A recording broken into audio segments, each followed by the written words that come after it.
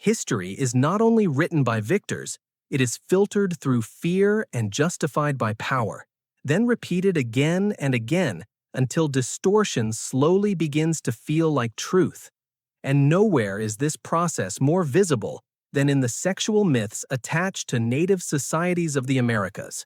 Myths that were not created accidentally or through simple misunderstanding, but were deliberately shaped, refined, and preserved to serve colonial agendas.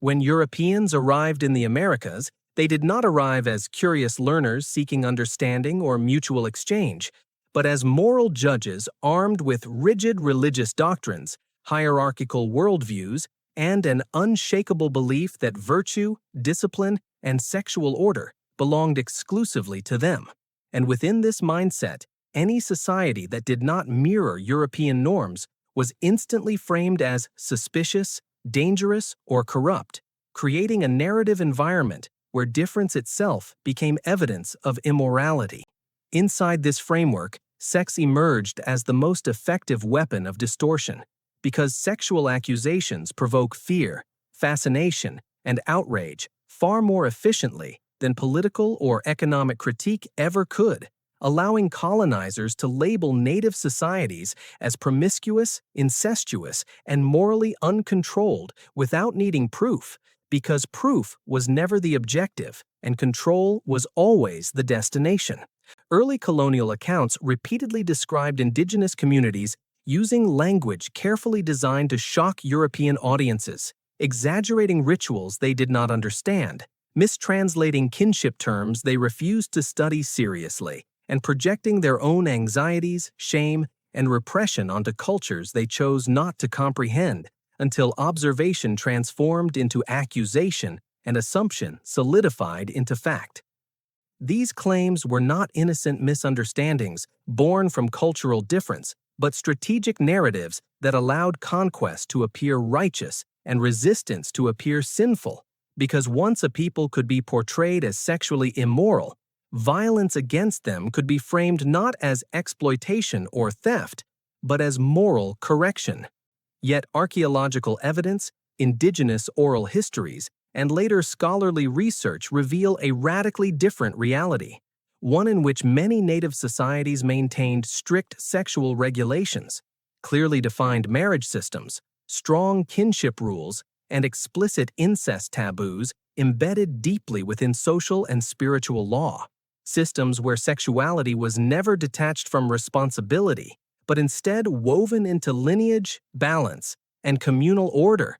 These realities were inconvenient for colonial storytelling and were therefore erased, while sensational descriptions were repeated, copied, and amplified across generations until repetition replaced verification and lies hardened into inherited truth.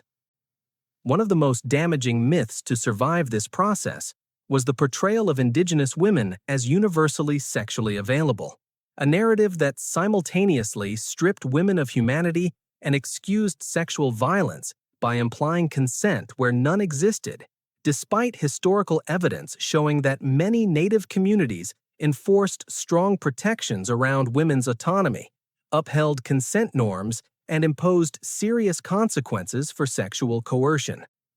Acknowledging these protections would have collapsed the illusion of moral superiority that colonizers relied upon. So instead, religion intensified the distortion as missionaries interpreted indigenous spiritual practices through a sexualized lens shaped by their own taboos, mischaracterizing fertility symbolism, ceremonial dances, and sacred body-centered rituals as sexual excess, simply because they lacked the cultural framework to understand symbolic expression, stripping sacred meaning and replacing it with scandal. These misinterpretations were written down as authoritative observations and later cited by historians who failed to interrogate the bias, motive, or ignorance behind the original sources, allowing myth to solidify into accepted historical fact. Accusations of incest followed a similar pattern, rooted not in evidence but misunderstanding, as indigenous kinship systems involving clan relationships, ceremonial bonds, and social roles unfamiliar to Europeans were judged through foreign definitions of family and labeled immoral instead of studied, even though most native societies maintained incest prohibitions as strict or stricter than those in Europe. These myths survived because they served power, justifying land seizure, cultural destruction, forced assimilation, residential schools, and systemic violence by framing indigenous peoples as morally unfit to govern themselves. While correcting these myths would have required acknowledging that these societies were organized, ethical, and fully human, a truth that threatened the foundational narrative of colonization itself. Over generations, popular culture reinforced these distortions through novels, films, and documentaries that recycled the same tropes of hypersexual natives and exotic rituals, pushing truth further into obscurity with each repetition because sexual myths captured attention while truth demanded patience, context, and restraint. Education systems focused on wars and dates while ignoring social structures. Museums displayed artifacts without explaining the ethical frameworks that shaped daily life, and sexual narratives were left floating between fiction and assumption, rarely challenged and widely believed. Yet when indigenous scholars, archaeologists, and anthropologists reconstruct these cultures through evidence rather than ideology, a different picture emerges, one in which sexuality was not a force of chaos, but a component of moral responsibility, neither taboo nor uncontrolled, but contextual, meaningful, and governed by social law, forcing an uncomfortable reckoning that reveals Europe did not hold a monopoly on morality, and that colonization was not the meeting of civilization and savagery, but the collision of power and vulnerability. Resistance to correcting these myths persists because dismantling them destabilizes long-standing historical comfort. But these myths were never truly about sex. They were about control of bodies, land, and memory, tools used to dehumanize, dominate, and erase. And until they are dismantled, native societies will continue to be viewed through a lens shaped by fear rather than evidence, and prejudice rather than understanding, because history does not correct itself, and people must do that. As these sexual myths settled into accepted history, they did not merely distort the past, but actively shaped how native societies were remembered, taught, and judged. Because once a lie survives long enough, it stops feeling like propaganda and begins to feel like inherited knowledge. And this is exactly what happened when exaggerated colonial observations slowly transformed into unquestioned assumptions that defined entire civilizations across centuries.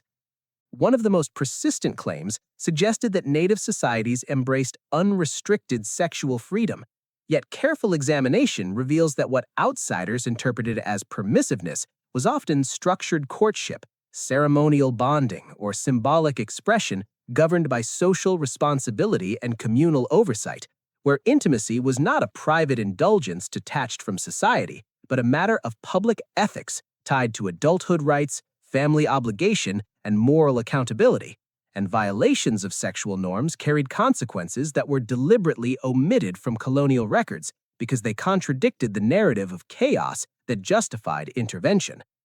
Another deeply rooted myth equated nudity with immorality, a belief shaped entirely by European shame rather than indigenous reality, because in many native cultures, the human body was not automatically sexualized, and exposure did not imply invitation, excess, or disorder.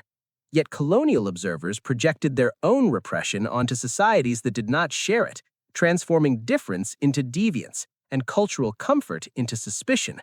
This projection extended into religious misunderstanding, where rituals involving fertility symbolism, bodily movement, or seasonal renewal were deliberately sexualized by missionaries and chroniclers despite a lack of evidence, because portraying spirituality as sexually dangerous made it easier to dismantle belief systems and replace them with foreign doctrine under the guise of moral reform. Myths of ritualized sexual violence emerged in the same way, often attached to ceremonies rooted in performance, storytelling, or symbolic enactment rather than physical acts, creating fear-driven narratives that justified suppression, intervention, and control, while erasing the actual meaning of those rituals.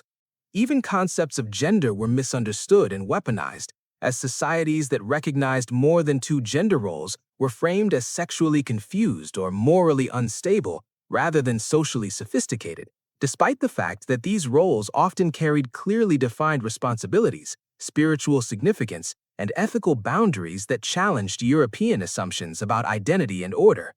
What colonial narratives consistently erased was not the absence of sexual regulation, but the presence of an order they refused to understand, and instead of learning that order, they labeled it chaos, a pattern that continued as these myths proved useful rather than accurate. Over generations, they excused broken treaties, cultural erasure, residential schools, forced assimilation, and systemic violence by framing native peoples as morally unfit to govern themselves, while absolving those in power of responsibility and guilt.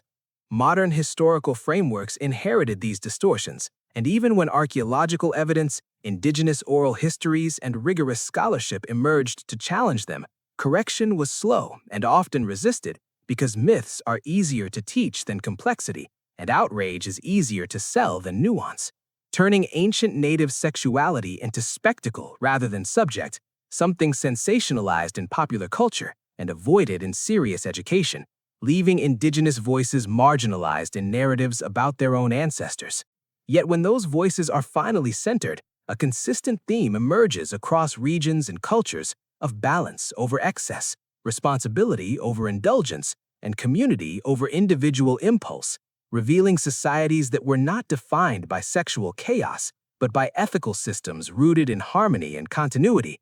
The refusal to correct these myths reveals more about modern discomfort than ancient reality, because accepting the moral depth of native civilizations forces a reckoning with the violence committed against them and the lies used to justify it. And these myths persist not because they are true, but because they protect inherited power structures and comfortable illusions. Dismantling them, therefore, requires more than academic correction. It demands moral courage and intellectual honesty, because in the end, the most dangerous falsehood is not what native societies were falsely accused of being, but the belief that history is finished, settled, and beyond question, when in reality, history is a contested memory shaped by who is allowed to speak and who is silenced. Perhaps the real question is not why these sexual myths were created, but why they were allowed to survive for centuries without challenge, and what it reveals about societies that prefer inherited lies over difficult truths.